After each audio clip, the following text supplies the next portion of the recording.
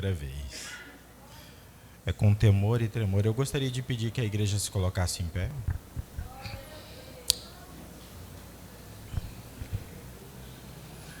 Louvado seja Deus. Curve a sua cabeça, oremos ao Senhor, dando início a este culto. Santo e maravilhoso Deus, nós estamos aqui, Senhor, neste culto, nominado culto da família, Senhor, com as nossas famílias, com os nossos irmãos em Cristo, com as nossas crianças. Nós estamos aqui, Senhor, no intuito de orar ao Senhor, agradecendo por tudo que o Senhor já tem feito em nossas vidas. E pedindo ao Senhor para que o Senhor continue conosco, Senhor. Queremos levar para casa uma palavra de esperança, de conforto. Queremos levar, Senhor, a renovação através do Teu Espírito Santo, para que possamos suportar esses dias maus, Senhor. Ó Deus, recebe a nossa adoração, recebe o nosso culto racional, e que qualquer coisa, Senhor, que venha desviar as nossas atenções deste momento de adoração seja repreendido agora, Senhor. Que as hostes infernais da maldade não venham a ter poder sobre a nossa mente nesse momento, Senhor. Que as potestades não venham impedir a nossa adoração de chegar ao Teu trono, ó Deus. Em nome de Jesus, amém. Irmãos, podem se assentar, diferente dos outros cursos. Já vou pedindo perdão ao pastor, porque não faz parte da liturgia, mas eu gostaria de ler com os irmãos a Bíblia, mas que os irmãos abram as vossas Bíblias sentados e mantenham ela aberta. Hoje, culto da família. E de fato, senhores, é uma situação que eu venho conversando com o pastor, uma situação preocupante, alarmante. Família. Família é algo que vive no coração de Deus. Antes mesmo do termo igreja ser constituído, já havia sido constituído família, né? Eu gostaria que os irmãos abrissem as Bíblias. 1 Samuel, capítulo 30. Não é um texto fácil. Gostaria que os irmãos me perdoassem por alguma falha. Eu não sou o pastor Erlan com aquele domínio eclesiástico. Também não sou o Alexandre, que tem um domínio, né? Missionário Alexandre. Eu sou Itamar. Como pregador, talvez eu seja um bom sonoplasta.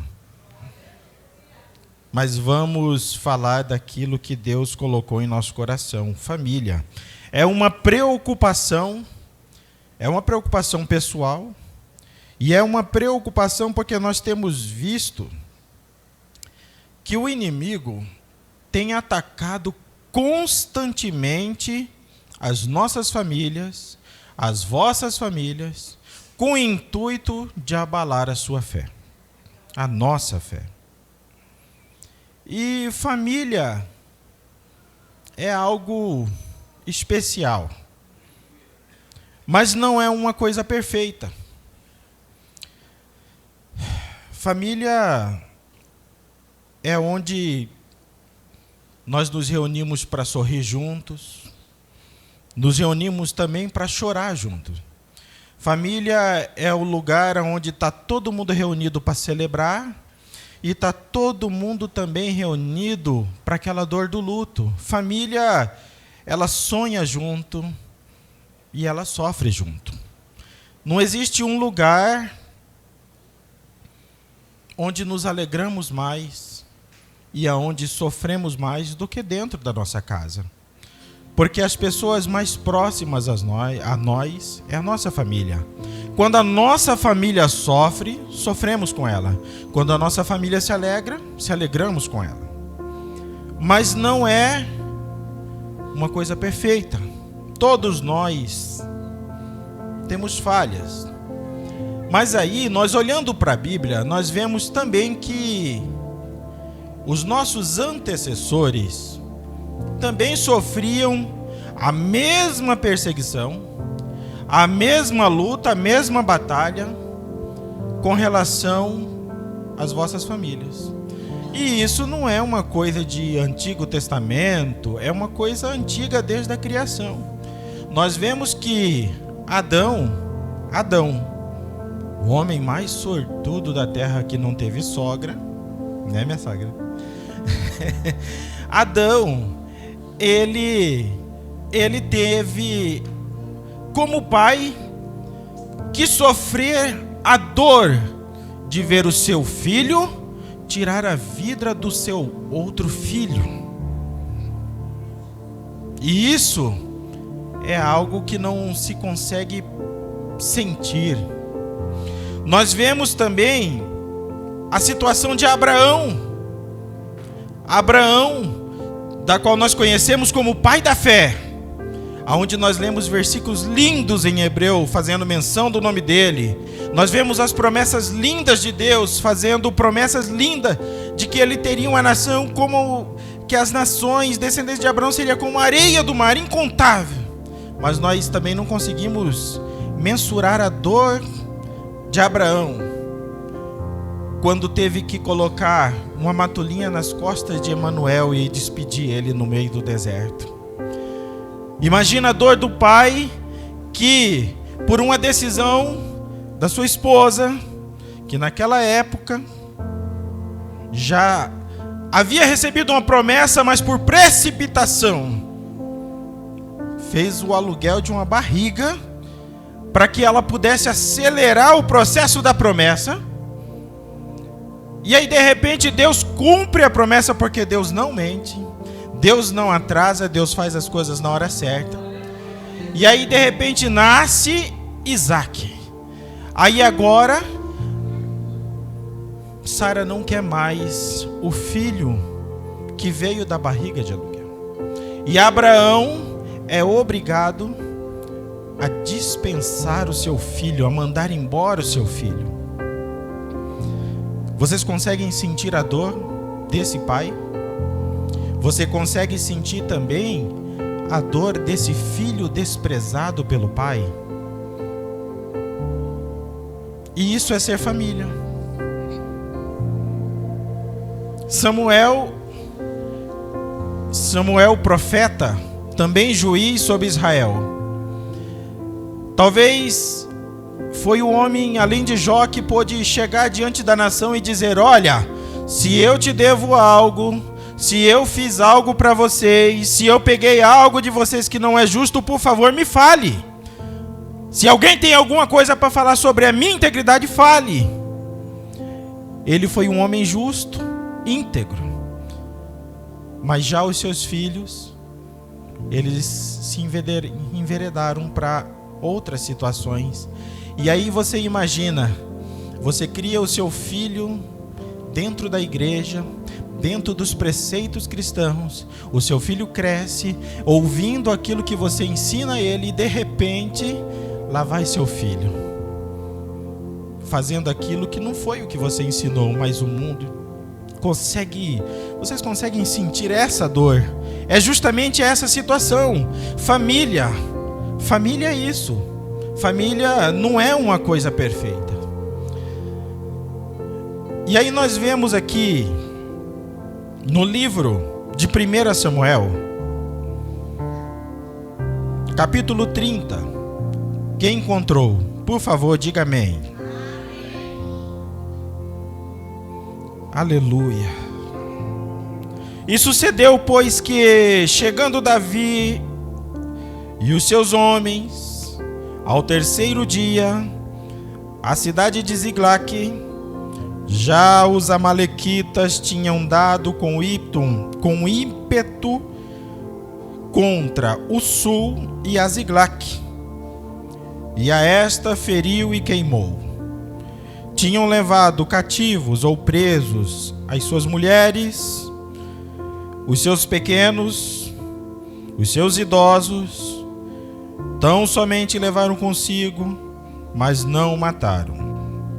Davi e seus homens vieram à cidade e encontraram a cidade queimada, as suas mulheres, os seus filhos e as suas filhas que tinham sido levados presas.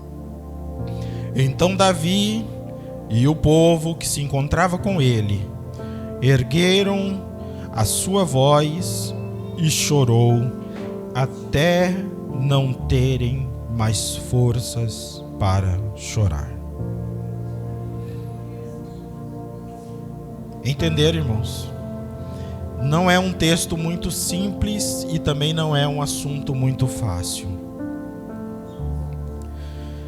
Nós temos motivos, o que eu quero dizer com isso é que temos motivos para clamar e lutar pelas nossas famílias. Nós nos deparamos aqui com uma situação familiar, com um problema dentro da casa de Davi. Mas aqui fala de uma história, mas o problema de Davi começa quando ele ainda era pequeno. Quando Davi foi ungido rei, ele já sofria por ter sido ungido. Davi, ele era o menor da casa de Jessé. Samuel chega lá, reúne todos os irmãos, aí todos com expectativas, alguns ali já se preparando como homem de guerra, e de repente vem o raquítico ruivozinho que cuida lá do pastoreio, aí olha para todos aqueles homens fortes, bombados, e fala: não, é você, ruivinho, vem aqui que eu vou ungir você a rei. Ali começa o problema, porque os irmãos de Davi já começam a ter ciúme dele, e ele já começa a sofrer por causa disso. Quando nós lemos a biografia de Davi, nós vemos a zombaria, que o fato dele ter sido ungido, a zombaria e o menosprezo dos irmãos dele por ele, depois dessa situação, até que ele alcance a promessa. E não foi fácil para Davi. Davi, já ungido, foi enviado ao campo de batalha. Mas ele não foi enviado a um campo de batalha como um soldado para lutar. O pai de Davi, com saudade dos seus filhos, preocupado com seus filhos, manda Davi ao campo de batalha com um monte de queijo, suprimentos. Davi, já ungido rei, foi mandado ao campo de batalha como um mero office boy, para levar suprimento, para saber notícias. Chega lá, Davi ouve dizer que estava tendo uma guerra e que havia um gigante que estava disputando forças com Israel. Ele vê uma oportunidade. Ele vê uma oportunidade de acelerar a promessa. É incrível como todos os homens e mulheres de Deus, mesmo recebendo a promessa, sempre tenta acelerar, porque não conseguem esperar o tempo de Deus na promessa. Davi pensou: eu já fui ungido rei. O rei falou que quem vencer casa com a sua filha. Então eu tenho a oportunidade de lutar, mostrar o meu valor aos meus irmãos e ainda me torno genro do rei. E de fato, Davi venceu Golias, se tornou genro do rei Saul. O problema é que Davi, ele carregava consigo a promessa, e isso gerava ciúmes. Com o tempo, o rei Saul ficou enciumado de Davi e começou a persegui-lo para matá-lo. E eu estou contando para vocês, resumidamente, essa história para que possamos chegar em 1 Samuel, capítulo 30. Davi foge para a caverna, foge para um lado, foge para outro, e de repente, Davi consegue um refúgio diplomático em uma cidade chamada Ziglag, que era território dos filisteus. os filisteus, inimigos declarados de Israel, da qual ele já havia lutado e vencido várias vezes. Mas aí os filisteus deram a Davi uma cidade, a ele, as suas esposas, seus filhos e aquelas pessoas que acompanhavam, cerca de 600 famílias. E oportunizando a situação, os filisteus declararam guerra contra Israel. Por quê? Porque agora Davi, aquele jovem que nunca perdeu uma batalha, estava do lado deles. Davi se vê obrigado a lutar contra Israel e se apresenta na capital dos filisteus. Deixa a cidade descoberta e foi lá com os seus 600 cavaleiros, homens de guerra preparados. Porque ele havia recebido a ajuda dos filisteus e se via obrigado a lutar contra a sua própria nação. Porém lá, na última reunião, antes de partirem para a guerra, um general dos filisteus, ele disse o seguinte: olha só, esse camarada, ele é homem de guerra. Esses 600 que o acompanham são homens de guerra. Nunca perderam uma batalha. E eles vão conosco guerrear contra a nação deles. Eles são israelitas. No meio do caminho ele se voltará contra nós. Então eu e meus homens não vamos para a guerra com ele. E com isso o rei então liberou Davi para voltar novamente a Ziglag, porque senão não haveria guerra. Mas já contavam que se Davi já não estava mais lá para defender Israel, já era uma vantagem. Então, se Davi ficasse só em Ziglag, para eles já estavam perfeitos. Uma viagem de 3 dias cavalgando. Quando chegaram em Ziglag, Davi encontrou uma cidade incendiada. Suas mulheres, seus filhos, seus idosos, seus suprimentos, seus animais, tudo havia sido saqueado. Os amalequitas ficaram sabendo da viagem, da declaração de guerra dos filisteus, sabia que Davi estaria ausente, foi lá e saqueou a cidade. Certo? E aí o que me chama a atenção é o versículo 4. Então Davi e o povo que se achava com ele ergueram a voz e choraram, até não terem mais forças para chorar. Meus amados, quantas e quantas vezes nos deparamos com situações como essa que se deparou Davi naquele momento. O caos estava instalado. Tudo aquilo que Davi havia conquistado estava lá.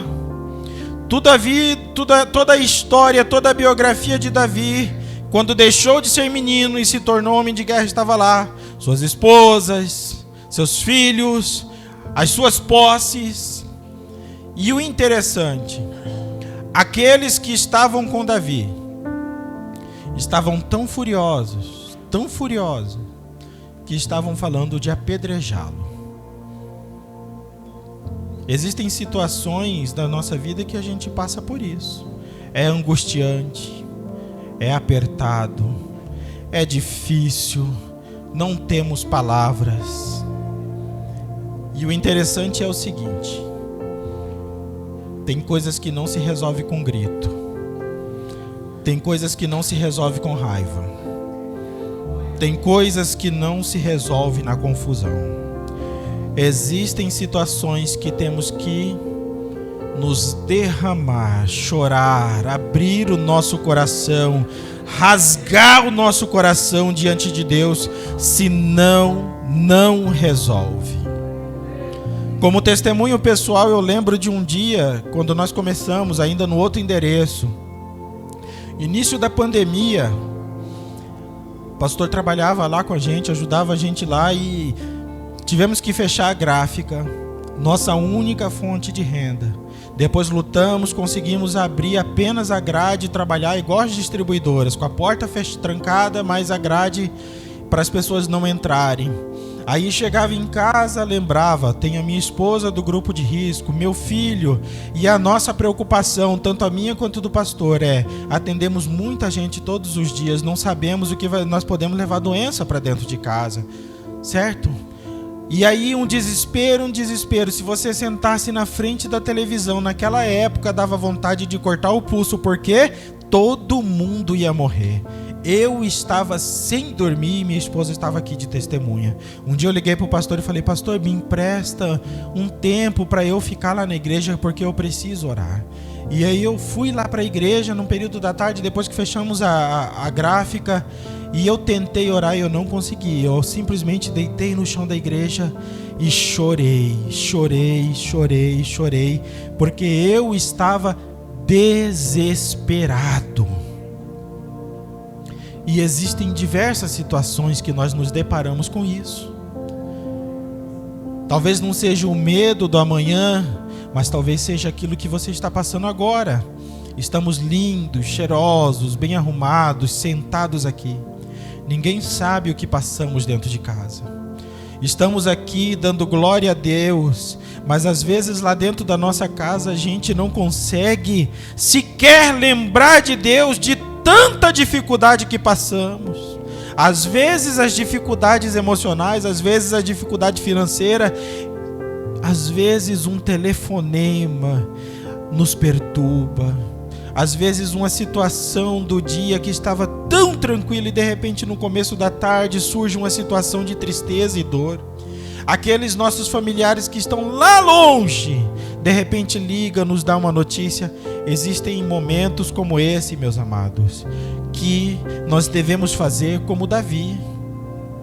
Nós devemos chorar até não conseguir mais. Nós temos que chorar. A nossa família, ela precisa de cura. Todas as famílias precisam. A nossa família precisa de libertação. A nossa família pode precisar de uma transformação. Seja lá o que a sua família precisa. É momento de chorar. É momento de clamar. É momento de rasgar o seu coração diante de Deus.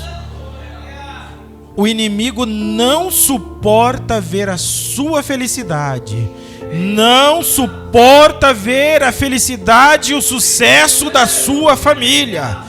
Quando nós vemos João capítulo 10 e verso 10 falando que o ladrão vem senão para roubar, matar e destruir, ele está falando não de roubar, matar e destruir fisicamente, mas emocionalmente, para ele chegar diante de Deus e se vangloriar porque conseguiu destruir a sua paz.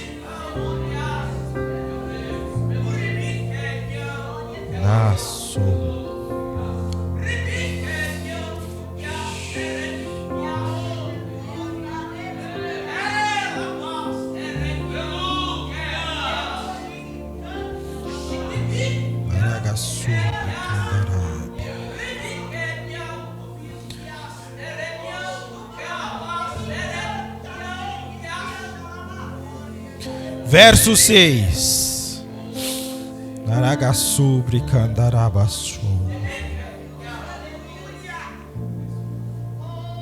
Versículo 6. Davi muito se angustiou, pois o povo falava de apedrejá-lo, porque todos estavam em amargura, cada um por causa de seus filhos e filhas. Porém, Davi se reanimou no Senhor, seu Deus, e disse Davi a Abiatar, o sacerdote, filho de Aimeleque: traze-me aqui a estola sacerdotal. E Abiatar trouxe a Davi. Davi se fortaleceu no Senhor e se consultou com o Senhor sobre o que deveria fazer. Se existe um segredo para vencer e resgatar aquilo que você perdeu dentro da sua família, eis aí a resposta. Quando fomos salvos através do sacrifício de Cristo no Calvário, nós recebemos isso que Davi pediu para o sacerdote trazer a ele. A estola sacerdotal. A estola sacerdotal era aquela faixa que se coloca sobre os ombros do sacerdote ou daquele ungido, para que ele pudesse chegar próximo a Deus através de oração. Mas quando o véu do templo se rasgou, o Senhor Jesus, ele entregou para você uma estola sacerdotal. O que é a estola sacerdotal? É a autoridade espiritual de você poder declarar a sua vitória, a vitória da sua família, em nome de Jesus. Com essa autoridade espiritual, eu gostaria de convidar você, agora nesse momento, enquanto o ministério de louvor se prepara para se colocar sobre os pés, com as mãos vazias e o coração aberto para clamar, para derramar lágrimas pela sua família, porque eu acredito que por mais que a sua vida esteja perfeita aos seus olhos, sempre existe alguém no seu lar que precisa desta lágrima neste momento. E você vai clamar neste momento pela sua família. O que falta na sua casa? O que você precisa tomar de volta, como Davi tomou de volta os seus filhos e o seu lar? O que falta você tomar de volta? O que você precisa? Clame ao Senhor nesse momento junto comigo. Ó Santo e poderoso Deus, Deus de promessa, Deus que nos deu o privilégio de estarmos aqui, Senhor. Quantos levantes o adversário tem se levantado, ó Deus, contra as nossas famílias, Senhor. Quantas vezes, ó Deus, no mundo espiritual, da qual não enxergamos, ó Deus, temos tido livramento, porque os teus anjos têm nos livrado, Senhor. Deus, nós temos aqui os nossos familiares, alguns conosco, Senhor, aqui neste lugar, outros aqui nesta cidade, outros em outras cidades, Senhor, mas nós clamamos ao Senhor agora, Deus. Guarda, Senhor. Guarda eles, ó Deus, livra eles, Senhor, cura, Senhor, aqueles que precisam da cura. Liberta aquele que precisa de libertação. Transforma aquele que precisa de transformação. Derramamos as nossas lágrimas a Ti, ó Deus. Recolhe, ó Deus, estas lágrimas, ó Deus. Que elas possam chegar diante do Teu trono como incenso, com cheiro suave, agradável. Narasu bricanto rablasu manto nagasho derrachei com derraçúbria.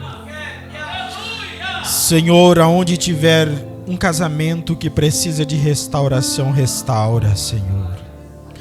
Aonde tiver uma mãe que precisa perdoar o filho, Senhor, restaura. Aonde, Senhor, tiver um filho que precisa perdoar os pais, restaura, Senhor. Aonde, Senhor, tiver algo oculto que precisa ser revelado, manifesta, Senhor, a Tua glória, para que haja purificação dentro daquele lar, Senhor. Que as portas do inferno, Senhor, não venham prevalecer contra a instituição da família, Senhor. Que apenas, Senhor, o fato de Te servirmos, Senhor, seja motivo de nos alegrar dentro do nosso lar. Não importa a dificuldade, Senhor, que talvez estejamos passando, mas estamos sentindo a Tua presença, Senhor. Que esse seja também um motivo que possamos estar alegres, Senhor.